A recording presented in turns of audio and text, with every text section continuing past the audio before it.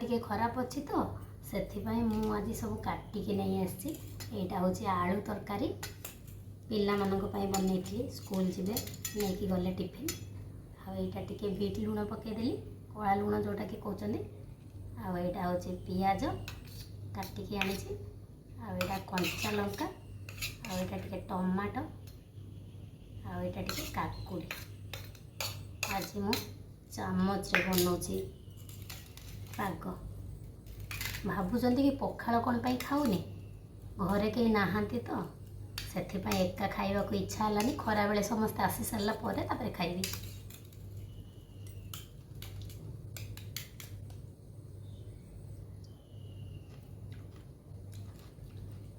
ଏକ ନମ୍ବର।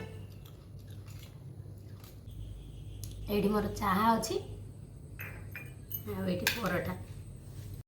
ଆଶା କରୁଛି ମୋ ଭିଡ଼ିଓଟି ଆପଣମାନଙ୍କୁ ନିହାତି ପସନ୍ଦ ଆସିଥିବ। ତାହେଲେ ଡେରି କାହିଁ କରୁଛନ୍ତି, ଲାଇକ୍ କରିଦିଅନ୍ତୁ, ସେୟାର କରିଦିଅନ୍ତୁ, ଆଉ ମୋ ଚ୍ୟାନେଲକୁ ସବସ୍କ୍ରାଇବ୍ କରିଦିଅନ୍ତୁ। ଆଉ ହଁ, କମେଣ୍ଟ ମଧ୍ୟ ଗୋଟେ କରିଦେବେ। ରହିଲି, ଜୟ ଜଗନ୍ନାଥ।